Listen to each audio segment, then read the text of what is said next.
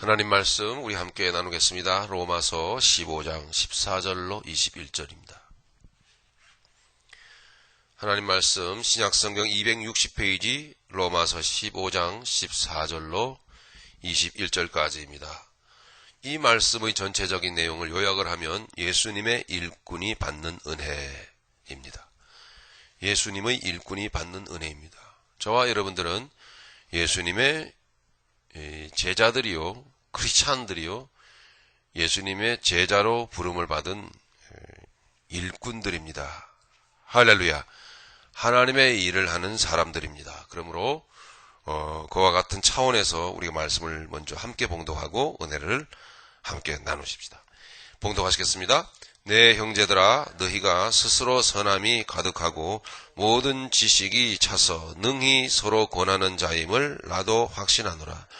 그러나 내가 너희로 다시 생각나게 하려고 하나님께서 내게 주신 은혜를 인하여 더욱 담대히 대강 너희에게 썼노니, 이 은혜는 곧 나로 이방인을 위하여 그리스도 예수의 일꾼이 되어 하나님의 복음의 제사장 직무를 하게 하사 이방인을 제물로 드리는 그것이 성령 안에서 거룩하게 되어 받으심직하게 하려 하심이라. 그러므로 내가 그리스도 예수 안에서 하나님의 일에 대하여 자랑하는 것이 있거니와, 그리스도께서 이방인들을 순종케 하기 위하여 나로 말미암아 말과 일이며 표적과 기사의 능력이며 성령의 능력으로 역사하신 것 외에는 내가 감히 말하지 아니하노라. 이 일로 인하여 내가 예루살렘으로부터 두루 행하여 일루리곤까지 그리스도의 복음을 편만하게 전하였노라. 또 내가 그리스도의 이름을 부르는 곳에는 복음을 전하지 않기로 힘썼노니, 이는 남의 터 위에 건축하지 아니하려 함이라. 기록된 바 주의 소식을 받지 못한 자들이 볼 것이요 듣지 못한 자들이 깨달으리라 함과 같으니라. 아멘. 자, 여러분의 동의를 일단 한번 좀 구해보겠습니다. 처음에 말씀드렸다시피 정말 여러분들은 크리스찬들이십니까? 네. 그러면은 여러분들은 예수님의 제자들이십니까? 예. 뭐 아멘 안 하시고 일부러 외면하시는 분들은 어떤 분들이시죠? 여기 예배하는 자리에 오셨습니다, 여러분. 제가 강요하는 건 아닙니다만은 못 들으신 걸로 알고 다시 한번 제가 물어볼게요. 여러분 정말 예수님의 제자들 맞습니까? 그러면은 뭐 예수님께서 제자들에게 뭐 일을 시키겠죠, 그죠? 그러면 하나님의 일꾼들 아닙니까? 그죠? 예수님의 일꾼들 맞으시죠? 자, 너무 미리부터 염려하지 마시길 바랍니다. 요즘 교회 자주 안 나왔더니 이제 일을 시켜 먹으려고 작정을 하셨구나. 이런 염려는 하지 마시기 바랍니다. 다 아시다시피 하나님의 일은 지구상의 도처의 각기 종류대로 다양합니다. 그죠? 무슨 뜻인지 이미 아시겠죠? 어떠한 정체성을 갖고 살아가느냐 하는 것을 말하는 것이죠. 어떤 일을 하시든지 세상이 그거 아니다, 윤리도덕적으로 금한 일 외에는, 즉 남의 물건을 훔친다든가, 그죠? 뭐 그런 것처럼 윤리도덕적으로 금한 것 외에는 다 하나님의 일이 될 수 있습니다. 여러분 열심히 공부하시는 것도 하나님의 일이 될 수 있습니다. 말씀을 전하는 것 물론 하나님의 일이어야만 하겠죠. 어떠한 정체성을 갖고 살아가느냐가 바로 하나님의 일꾼, 그리스도의 일꾼으로서 세상을 살아가는 자입니다. 옳습니까? 예, 분명히 옳습니다. 자, 로마서를 서서히 마무리해 가면서 여기에 이 편지를 쓴 사람을 여러분 아십니다.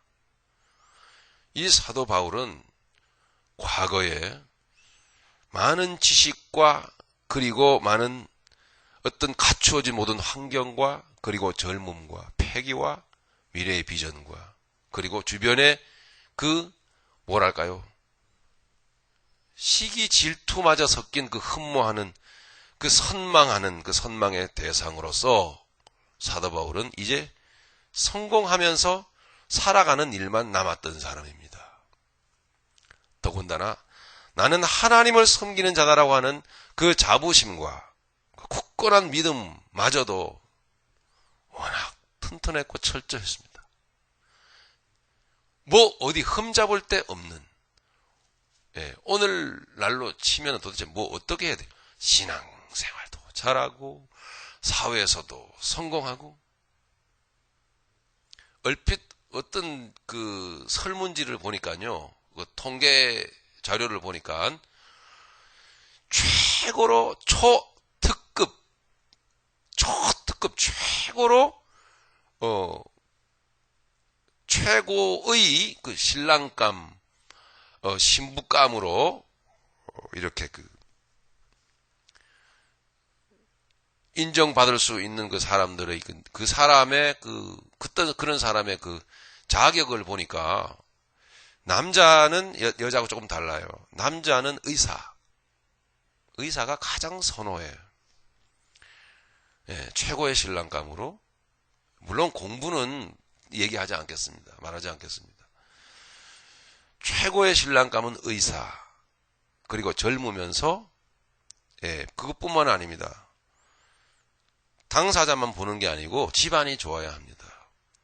아버지도 의사면 더 좋고 집안이 좋아야 합니다. 그렇습니다. 그 정도. 보니까 기본적으로 새 출발하면서 가지고 있는 본인 개인 재산이 5억. 부모 재산이 아니고 자기 재산 5억. 그리고 또 요건이 또 있더만요. 부모 재산은 최소한도 20억에서 50억 정도. 그러면 아주 최상급의 신랑감입니다. 물론 얼굴도 잘생겨야 합니다.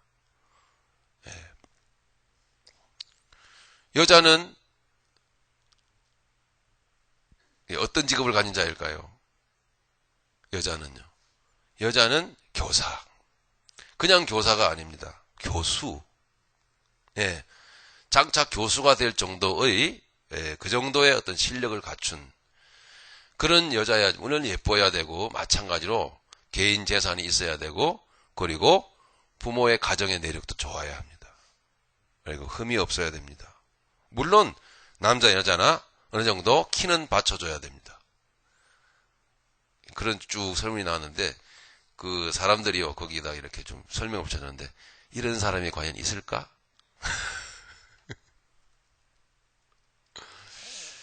그 정도 되면 결혼을 잘 하실 수 있습니다. 결혼 못 하시는 여러분들 혹시 안 하시는지 못 하시는지 몰라도 요즘은 그 정도를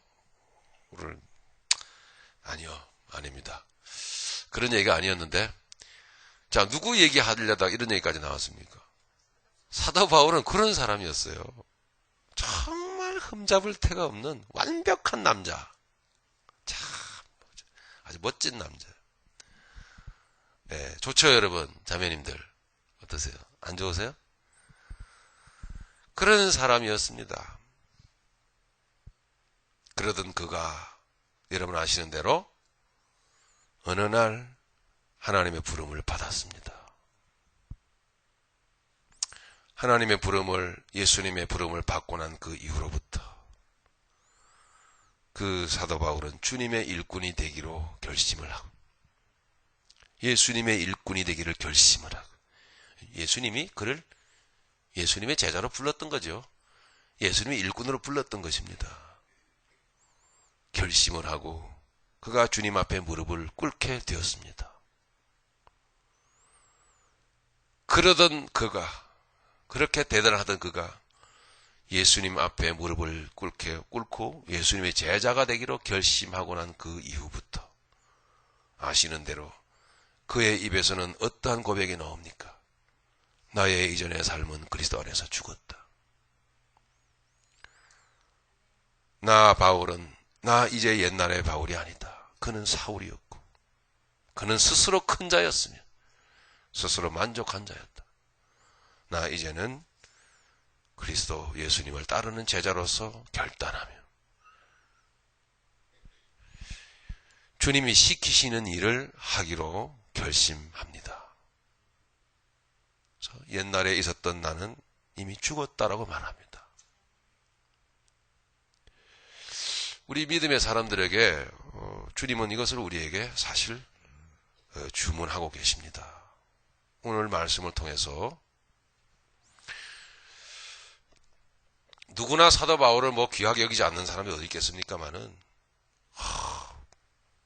보면 볼수록 그런 면이 있었습니다. 여러분, 자기의 정체성, 그러니까 그가 깨달은 나 존재라고 하는 그 하나의 그 사실을 그리스도 안에서 계속 확인해 가면서 성령 하나님께서 그에게 기름 부으심을 통해서 가르쳐 주시면서 그런 성령의 감동 가운데 글이 나왔던 것입니다. 그러니까 자기 고백이잖아요. 그죠? 자기 개인의 존재의 고백이 그 뜨거움으로 올라와 편지가 되는 것이죠. 자매들이여, 형제들이여 하면서 글이 나오는 것입니다.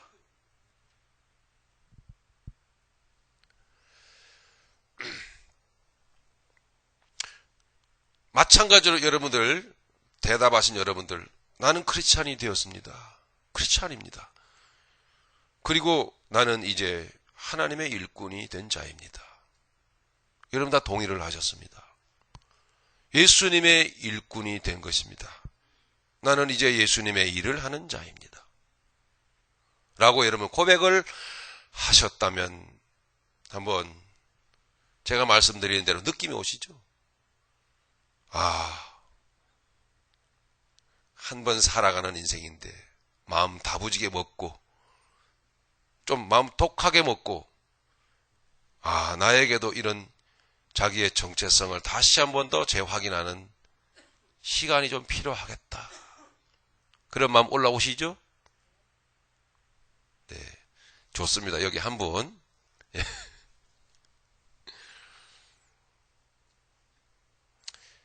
자, 왜냐? 왜?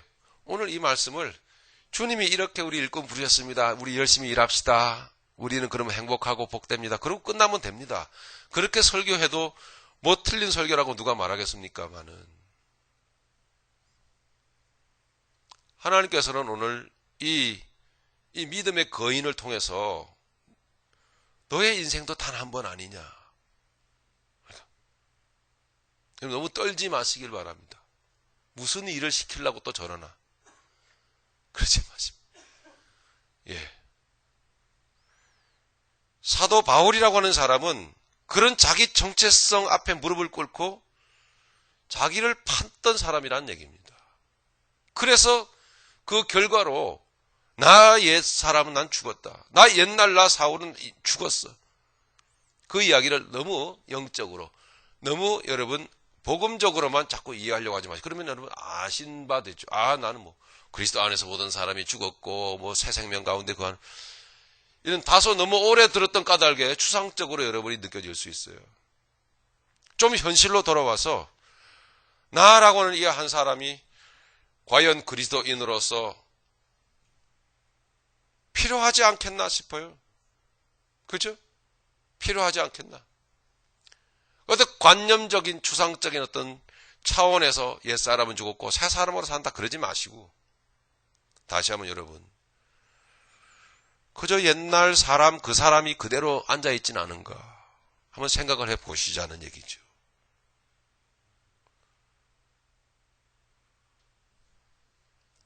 얼핏 사도 바울은 도전을 받고 복음에 도전을 받고 다메섹으로 뛰어 들어갔다가 그죠? 거침없이 주의 복음을 전했다가 낭패를 만났던 거 여러분 다 아시죠? 그 낭패가 왜 낭패였죠? 어떤 결과로 나타난 것입니까? 아직 아니다라는 것이. 패기 넘치고, 예? 주님을 만났고, 그죠? 거듭났고, 뿐만 아니라 아나니아가 찾아와가지고 안수기도 해줄 때 능력까지 임했고, 그럼 다 된 거 아닙니까? 근데 뭐가 더 필요하다는 얘기죠? 과연 주님 앞에 자기를 무릎을 꿇리고 생각해야 될 시간이 없었다는 것이죠. 바로 오늘 우리에게요. 사도 바울의 문제였다면 바로 그 부분이요. 십자가 앞에 무릎을 꿇고 과연 옛 사람이 어떤 생각 가운데 나를 바라보는 가운데 결단적으로 이제 그 옛 사람이 접혀졌는가, 접어놨는가, 이제 밀어놨는가, 너는 이제 물러가라, 이렇게 되었는가 생각해 볼 때에 다메섹으로 복음 전하려고 뛰쳐갔다가 난리가 난 거죠. 난리는 다른 난리가 아니라 결과적으로 볼 때 사도 바울은 도망을 가고 말았습니다.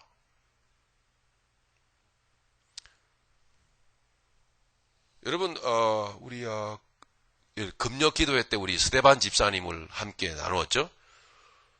자, 여러분, 그 비교가 되지 않습니까? 상황은 똑같습니다. 돌에 맞아 죽든지 몽둥이 찜질을 당하든지 뭐 비슷한 상황이었습니다. 근데 사도 바울은 도망을 가버리고 말았습니다. 그러니까 아직 상황이 이렇다라는 거죠. 아직 상황이. 그 돌과 그 주먹질과 몽둥이 찜질 앞에서도 끄떡하지 아니하고 평온한 모습으로 저들을 바라볼 수 있었다면 사도 바울이 굳이 그 이후에 13년이라는 시간을 더 지체할 이유가 없습니다. 하지만 그게 안 되었던 것입니다. 그러니까 무서웠던 것이죠. 결과적으로 볼 때 도망을 갈 수밖에 없는 거죠. 모든 것이 준비가 된 것 같지만 그건 사도 바울의 생각이었고 주님께서 보실 때는 너는 좀 곰곰이 너 자신을 좀 정리하고 적어보며 생각해야 될 시간이 필요해. 까딱하다가는 구원은 받았지만 그러나 아직 정리되지 않은 네 것이 있잖아. 네 것. 여기요. 그죠? 율법사로서 그래서 여러분 초대교회 때 많은 믿음의 사람들이 오류를 범했던 거 여러분 아십니까? 무슨 오류냐면 예수님을 믿고 주님을 영접하고 구원받은 사람이 되었는데 여전히 무엇을 그대로 가지고 행했죠? 그러면요, 율법의 예식을 말하자면은 율법에 기록되어 있으니까 할례도 받아야 돼. 할례 안 받으면은 어디 못 가?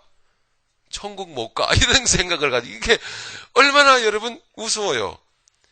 예, 예수님을 믿는 사람들이 너무나 오랫동안 또한 율법의 여러 가지 규례를 행하고 있었기 때문에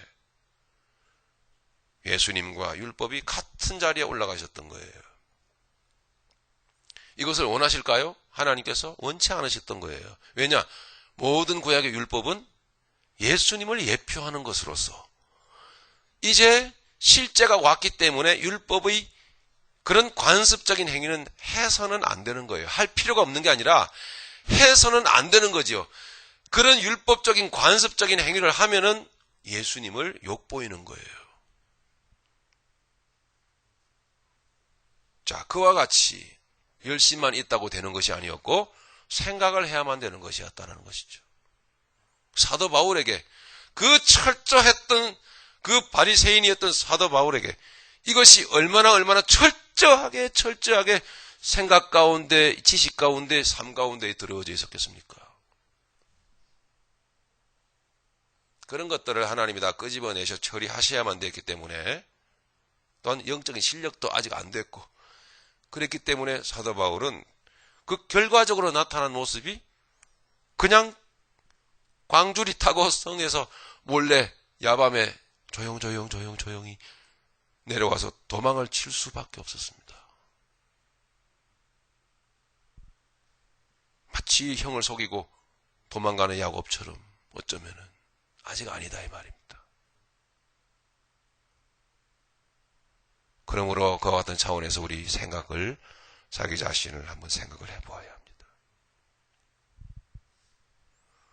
조금 전에 말씀드린 대로 스데반 집사님이라고 하는 분은 놀라웠게도 그 무시무시한 공격과 위협과 자기를 둘러싸서 죽일 듯이 공갈을 치고 그리고 무서운 얼굴로 자기를 둘러싸고 있는 사람들 앞에서 태연하게 고개를 들고 거기에서 하나님의 뜻을 강변하기 시작했습니다. 그랬더니 성경은 뭐라고 말씀하던가요? 사도행전 6장에 보니까 그 얼굴이 뭐같이 빛났더라? 그럼요, 해같이 맞습니다. 그 본문에는 천사같이 빛났더라. 할렐루야. 이걸 사람들이 보았더라는 얘기입니다. 해같이 빛났더라. 다 맞는 얘기. 그렇게 사도 바울은 그렇게 자기의 인생, 그 사도 바울이라는 인생이 그렇게 예수님을 정점으로 그 전의 사람과 그 이후의 사람으로 바뀌어졌습니다.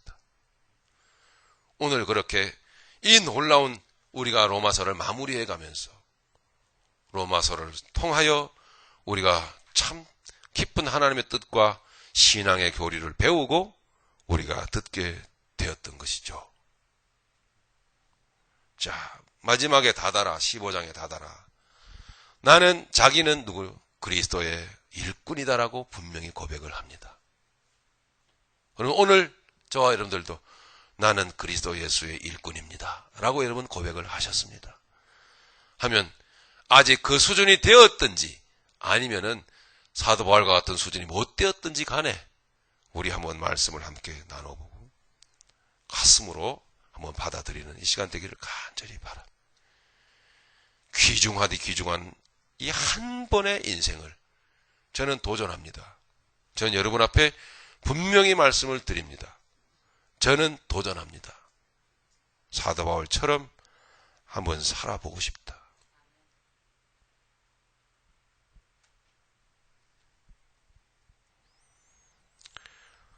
나도 목사 안수 받으면 그때부터 한번 생각해 볼게요.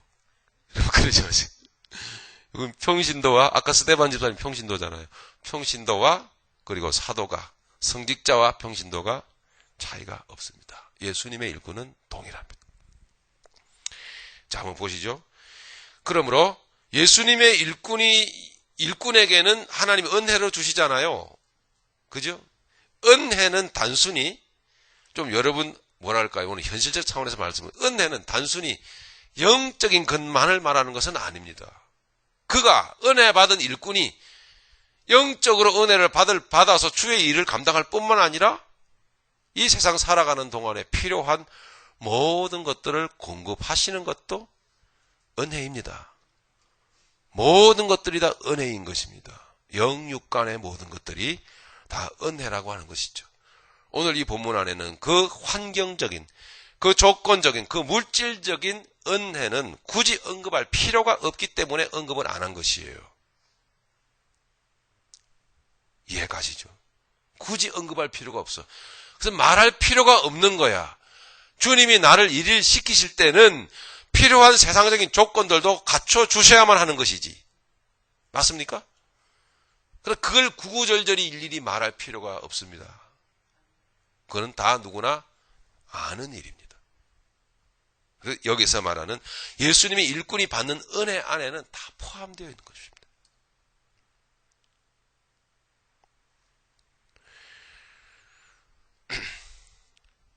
자, 그럼 본질적인 것만 하나만 우리가 살펴보고 우리 생각을 해보고 우리 기도하는 시간 잠시 또 갖기를 원합니다. 그럼 예수님의 일꾼이 받는 은혜는 뭐냐 하면 그 존재 자체가, 그 인생 자체가 선한 통로가 되는 것입니다. 통로라는 것은 길을 말하는 것입니다. 그 사람 자체가 선한 통로가 되는 것을 말합니다. 먼저 전체적으로 묶어서 해석을 해드리고 본문을 들어가 보겠습니다. 예수님의 일꾼된 사람이 받는 은혜는 뭐라고요? 선한 통로가 되게 하시는 거다.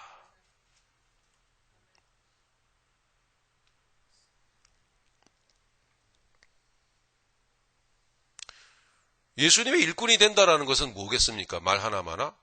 그죠? 예. 감히 창조주 하나님 앞에 그 누구도 나갈 수 없는 죄인들을 창조주 하나님 앞에 나갈 수 있도록 그렇게 도와주는 자가 일꾼 아닙니까? 그죠? 그게 우리 주님의 일이니까, 주님이 하시는 일이 그거니까, 내 일꾼된 나라면 그 일을 하는 자이겠죠. 예.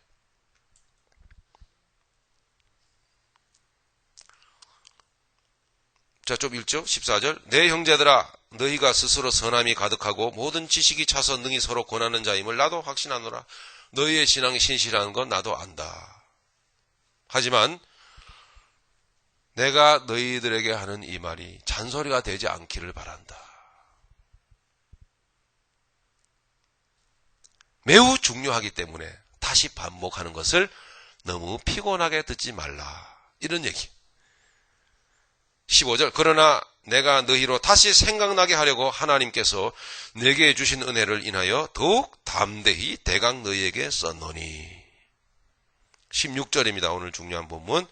이 은혜는 곧 나로 이방인을 위하여 그리스도 예수의 일꾼이 되어 하나님의 복음의 제사장 직무를 하게 하사 이방인을 제물로 드리는 그것이 성령 안에서 거룩하게 되어 받으심직하게 하려 하심이라. 이게 뭐냐 하면 좀 내용이 길지만 선한 통로를 말합니다. 선한 통로. 예, 나를 그렇게 되게 했다라는 것입니다. 예. 감히 창조주 하나님 앞에 이를 수 없는 죄인들을 하나님 보좌 앞에까지 이르도록 그렇게 선한 통로가 되신 분이 유일하게 인류 역사상 딱 한 명이 있었는데 그가 곧 누구셨냐 하면은 우리 주 예수 그리스도셨습니다. 자, 여기서 좀 생각할 것입니다. 이제 뻔한 얘기네. 그러지 마시고요. 그 예수님은 말씀을 전하셨고 가르치셨고 많은 능력을 행하셨어요. 그러나 그 예수님은 천국 복음을 단순히 전하는 것으로 그치셨던 것이 아니에요. 이제 우리도 정말 전도해야 될 터인데요. 그죠? 전도는 정말 많은 크리스찬들의 부담이며 사명이지 않습니까? 가까이로는 자녀들부터, 그죠? 남편, 아내가, 여러분, 대상인 분들도 계시죠? 멀리는 알지 못하는 많은 사람들 향하여 멀리 선교의 현장까지. 이 많은 사람들에게서 예수님은 단순히 천국에 가까웠느니라 회개하라 말씀을 하시고 그쳤던 것이 아니고, 말씀만 하셨던 것이 아니고 자기 자신이 통로가 되셨다라는 이야기입니다. 이건 좀 우리가 다르죠. 생각해 봐야 될 문제죠. 예수님의 일꾼된 자들에게 주시는 은혜는 뭐냐면, 내가 너에게 말씀을 줘서 깨닫게 해서 네가 말만 할 뿐만 아니라, 말씀만 전할 뿐만 아니라 나아가서 전도지를 돌리고 예수님 믿으세요. 그리고 우리 교회 한번 와보세요. 예수 믿으면 복 받습니다. 예수 믿으면 천국 가요. 예수 믿으면 죄 사함을 받고, 예수 믿으면 마음에 평강이 임하고 행복한 삶이 시작이 됩니다. 이렇게 말만 할 뿐만 아니라 그 사람 자체가 통로가 되어버렸다는 거예요.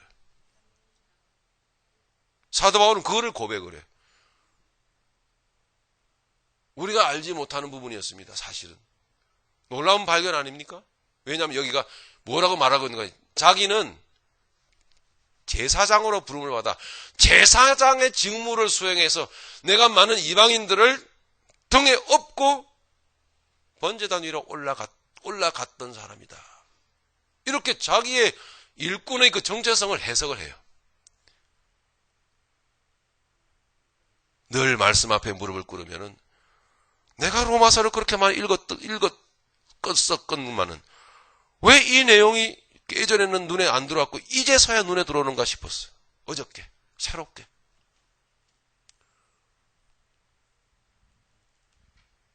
다시 한번 확인해 보니까 사실 그렇더라고요. 주님의 일꾼은 말만 하고 끝나는 게 아닙니다.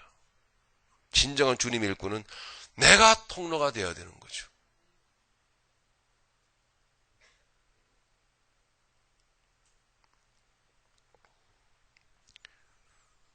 정말 억울하고 괴롭고 고통스러운, 혹은 누명과 알 수 없는, 이유를 알 수 없는 그런 억울함과 고통 가운데 신음하고 시달리는 사람이 있다면, 그 사람이 아무리 법에 호소해봤자 아무도 듣질 않아. 너무나 고통스럽고 괴로워. 나라님한테 좀 내 마음 좀 토로하고 싶다. 대통령을 찾아가 보고 싶은 거예요. 그래서 갈 수가 없어요. 누가 그랬는지 아십니까? 그건 저도 모릅니다. 지어낸 얘기니까. 이거는. 아니, 그런 사람이 있을 수 있잖아. 그죠? 너무나 억울하게 살다 보니까 너무나 황당한 일을 당하고 너무나 고통스럽고 괴로운 거야. 아무리 이 민원을 넣어보고 절차를 밟아서 해봤지만 다 걸려. 카트. 예, 용납이 안 돼. 죽고만 싶어. 그럴 때 여러분 무슨 생각을 하게 됩니까? 그런 입장이 된다면 내가 대통령 좀 만나야 되겠다. 그런 마음 안으로 만날 수도 없지만, 근데 그가 대통령을 만날 수 있는 길이 있습니다. 그 길은 뭘까요? 어디를 통과해야 될까요? 비서실을 통하여. 비서실장을 직접 만나야 돼요. 예. 그 사람이, 그 소시민이 기적적으로 비서실장을 만났습니다. 그래서 나 대통령 좀 만나. 나의 억울한 이 마음을 좀 열어. 내가 내일 죽더라도 이 마음 좀 내가 좀 열어서 내가 좀 보여주고 싶어. 나 말 좀 하게 해주시오. 했을 때 그 비서실장이 그 이야기를 받아들이고 오케이. 통과. 내가 당신 데리고 대통령께 가드리죠. 라고 만약에 했다면 그런 비서실장이 있을란가 모르겠어요. 우리나라에. 예, 저같이 마음이 따뜻하고, 예, 저같이 뭔가 이렇게 좀 감성이 좀 풍부한 사람 같으면은, 제가 비서실장 같으면 제가 그럴 것 같아요. 딱 보고, 그 사람 눈빛을 보고, 뭔가 저 사람한테 해결돼야 될 게 있구나. 괜히 장난치는 게 아니더라. 딱 보면 전 데리고 갑니다. 목숨 걸고. 대통령, 각하, 꼭 만나셔야 됩니다. 이 사람 이거 얘기 좀 들어줘야 됩니다. 저 그럴 것 같아요. 저 같으면은요. 예, 저 같은 사람을 좀 시켜주세요. 다음에 제가 출마는 안 준 거는 그건 출마는 아니네. 그거는 임명돼야 되는데. 자유면 조금 재미없는 소리였습니다. 비서실을 통과해야 되는 거 아니겠습니까? 그죠? 그건 비서실장은 자기의 권한으로 할 수 있는 것입니다. 마치 예수님은 그러하셨다라는 거죠. 하나님의 영광에 이르지 못하는 하나님 보좌에 갈 수도 없는 수많은 죄인들이 예수님을 밟고 지나갔습니다. 예수님이 하신 말을 듣고 간 게 아니라 예수님을 밟고 지나갔다. 이런 표현 써도 되겠습니까? 주님이 나 밟고 지나가라. 나를 밟으면 갈 수 있어. 주님은 두 팔을 벌리고 우리에게 자기 몸을 허락하셨어요. 그래서 그분을 대제사장이라 이렇게 말씀하고 있어요. 여기에 사도 바울은 감히 나도 내가 밟고 지나간 그 예수님, 그래서 하나님 앞에 진정 바로 하나님 앞에 가 배울 수 있었던 것처럼 이제 나도 나를 밟고 지나가라고, 나를 통하여 예수님께 나아가라고, 나를 통하여 하나님께 나아가라고, 나 그렇게 예수님 만난 그 이후부터 그런 삶이 사라졌고 그렇게 살아왔다. 사랑하는 여러분들이요, 그렇게 말하고 있는 것입니다. 그러니 오늘 제 눈에 띈 이 말씀은 그리스도의 일꾼이란 단순히 말하는 자가 아니라 몸을 주는 자구나, 통로가 되는 자구나. 주님이 우리를 부르셨다면 내가 너를 통해서 저 사람을 내게로 부르고 싶어. 그러니 너는 네 몸을 좀 줘야겠어. 통로가 좀 되어주겠니? 그렇게 말씀하시는 것입니다. 여러분 일꾼이라고 여러분 아멘 하셨다면 우리 그런 일꾼이 되기를 한번 결단해 봅시다. 할렐루야. 정말 그와 같은 차원에서 그렇구나라고 이 의식이 바뀌어진다면 머지 않은 시간에 너무나 이 아들, 이 딸 주께로 인도하는 게 이렇게 힘드나? 자녀의 문제. 이 남편 주님께로 인도하는 게 왜 이렇게 힘들까? 왜 이렇게 더디되고 왜 이렇게 오래 걸리지? 이 아내는 왜 도대체 이렇게 변화가 안 되나? 이런 문제들이 매우 쉽게 그리고 빨리 해결될 것 같아요. 저도 그랬지만 문제는 말은 많이 했는데 주의 통로가 되려고 내 생각을, 내 몸을 들여본 적이 얼마나 되었던가 한번 생각을 해봅니다. 우리는 주님을 밟고 하나님께 간 것입니다. 맞습니까? 그러므로 사도 바울도 많은 이방인들이 나를 밟고 주님께로 갈 수 있었다. 나는 그것을 내 인생의 무한한 영광으로 생각을 하고 주님의 일꾼으로서 나는 자부심을 느끼고 여기까지 살아왔다. 이렇게 고백을 하고 있어요. 너무 멋진 인생이죠. 의식이 바뀌어지십시다.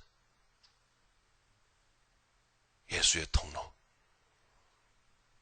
선한 통로, 할렐루야. 선한 통로. 16절을 다시 보시겠습니다. 확인합시다. 이 은혜는 곧 나로 이방인을 위하여 그리스도 예수의 일꾼이 되어 하나님의 복음의 제사장 직무를 하게 하사 이방인을 죄물로 드리는 그것이 성령 안에서 거룩하게 되어 받으심직하게 하려 하심이라. 아멘. 그러니 그때그때마다 하나님은 사도 바울을 받으셨어. 감히 제사장 직무라고 말을 하고, 제사장 직무, 죄를 짊어지고 나오는 그 사람을 짊어지고, 제사장도 뭐 해야 되죠? 회개해야 될 사람. 그런 제사장의 직무를 하게 하셨다. 네, 주 예수께서. 할렐루야. 그렇게 고백하는 고백이 너무나 감동적으로 우리에게 깊이 있게 가슴을 울려 오고 있습니다. 예.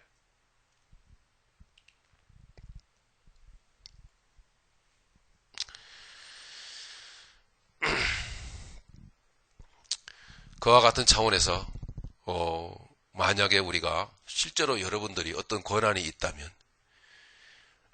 정말 대통령께 그 누군가의 그 억울함을 이렇게 대통령에게 좀 들려줄 수 있을 수 있는 권한이 있다면, 만약에 여러분 그 일을 한 건이라도 감당을 했다면, 그죠? 암흑의 그냥 이름 없는 백성이요, 참 소심이 불쌍한 사람인 그 사람을 오케이, 내가 책임지고 내가 잘리는 한이 있더라도 나랑 같이 갑시다. 그를 데리고 대통령에 가서 각하 이 여인 얘기 좀 들어주세요. 대통령이 그 얘기를 듣고 함께 대화를 나누는 가운데 정말 그 억울함이 풀어지고 그 마음이 풀어지고 그 사람이 새 소망을 갖게 되고 새 삶을 살게 되었다면, 만약에 한 명이라도 한 건이라도 그런 일을 여러분 할 수 있다면, 그죠? 그런 선한 통로가 되어 주실 수 있다면, 그런 삶을 여러분 산다면 얼마나 가슴 뿌듯하고 얼마나 보람된 인생이겠습니까, 여러분? 그죠? 얼마나 이 가슴이 뿌듯하게 올라올까요? 얼마나. 더군다나 이 크리스찬으로서요. 새로운 마음으로 하면 그렇게 좀 더 소망을 갖고 제 가슴이 뿌듯해지는 좀 그런 감격을 누려보고 싶어요. 새롭게 말씀을 생각하면서 각오를 한번 다져봅니다. 말씀하시되 선한 통로가 우리가 될 수 있기를 간절히 바랍니다. 마지막으로 그 사람은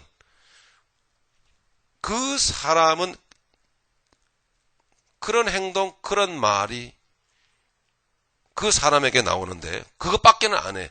그러니까 그 선한 통로가 되는 사람은 꼭 그런 행동과 그런 말밖에는 더 이상 하지를 않는 거예요. 그 사람이 하는 말과 행동이 딱 정해져 있어. 그게 17절, 18절입니다. 자, 먼저 한번 같이 한번 읽어보죠. 그러므로 내가 그리스도 예수 안에서 하나님의 일에 대하여 자랑하는 것이 있거니와 그리스도께서 이방인들을 순종케 하기 위하여 나로 말미암아 말과 일이며 표적과 기사의 능력이며 성령의 능력으로 역사하신 것 외에는 내가 감히 말하지 아니하노라. 아멘. 그렇죠? 그래서 사도 바울이 예수님 만난 그 이후로부터 나는 이제 하나님의 원하시는 선한 통로가 이제 되는 거야. 나는 하나님이 쓰시는 선한 통로. 나는 그리스도의 일꾼이야. 일꾼으로서 자기 정체성을 확실히 깨달은 사람, 사도 바울은 이제 나는 이런 말만 하겠다. 다른 이야기 하지 않을 거야. 라는 그 깨달음이 사도 바울에게 올라왔어요. 그것이 사도 바울이 직접 자기가 고백하는 내용입니다.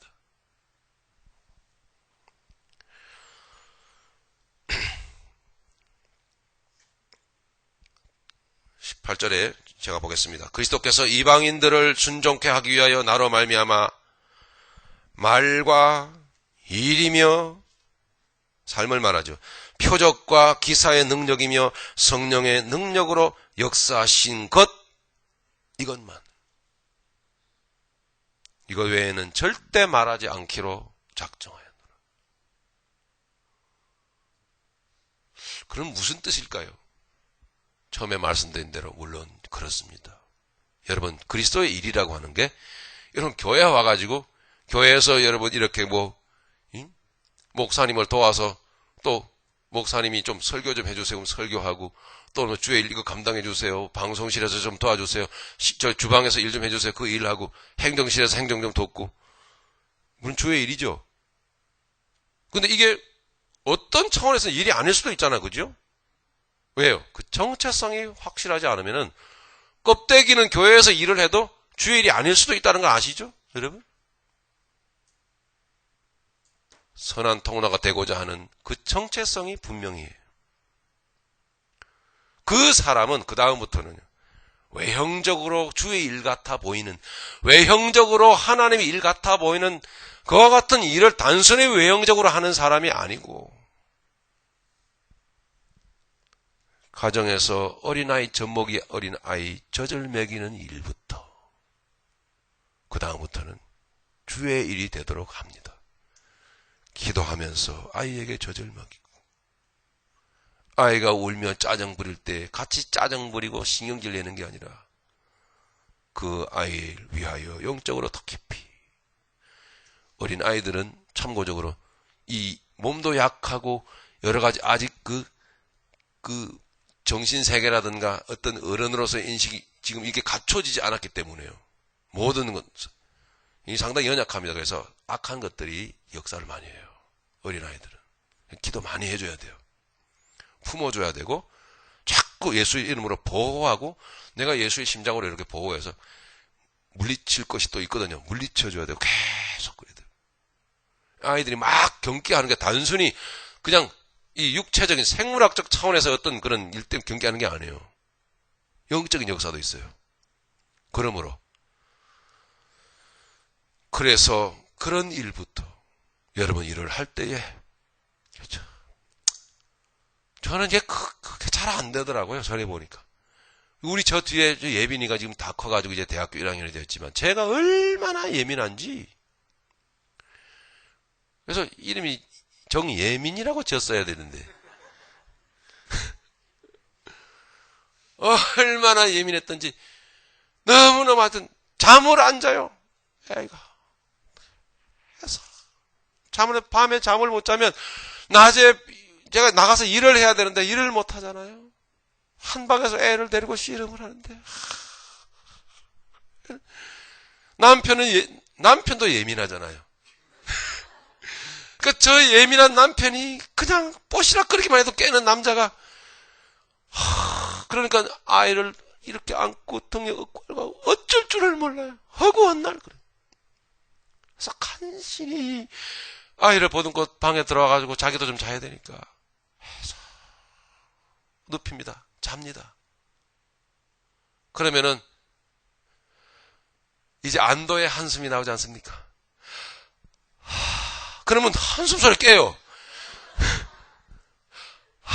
이러면 그 소리에 하고 깨는 거 시끄럽다고. 아우, 나 정말 싫더라고요. 그래서 딸아 미안해. 제가 발로 밀어냈어요. 아 여보 나 몰라. 나 이거 몰라. 우리 집사람이 여보 당신이 좀 봐주지. 나 조금 자게. 나 몰라. 치워 저리. 자, 마무리하겠습니다. 이건 주의 일이 아니라 이 말입니다. 이건 선한 통로가 아니에요. 마찬가지 차원에서 여러분의 모든 삶을 돌아보십시오.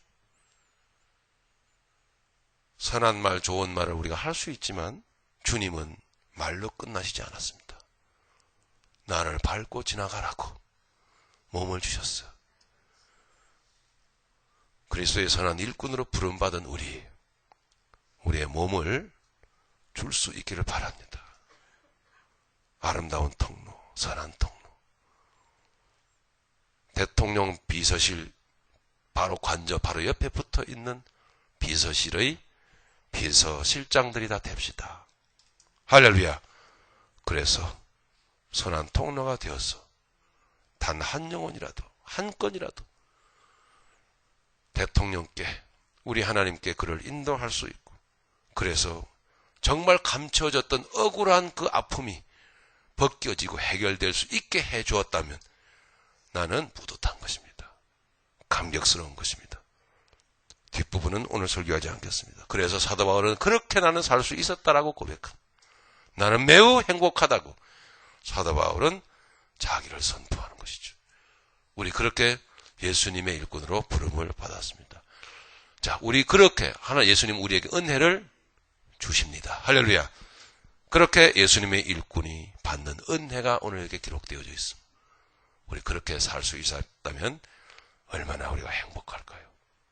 우리 오늘 말씀을 기억하면서 생각하면서 주님을 다시 한번 생각해 보면서 우리 하나님께 나를 드릴 수 있는 이 시간 되기를 간절히 바랍니다.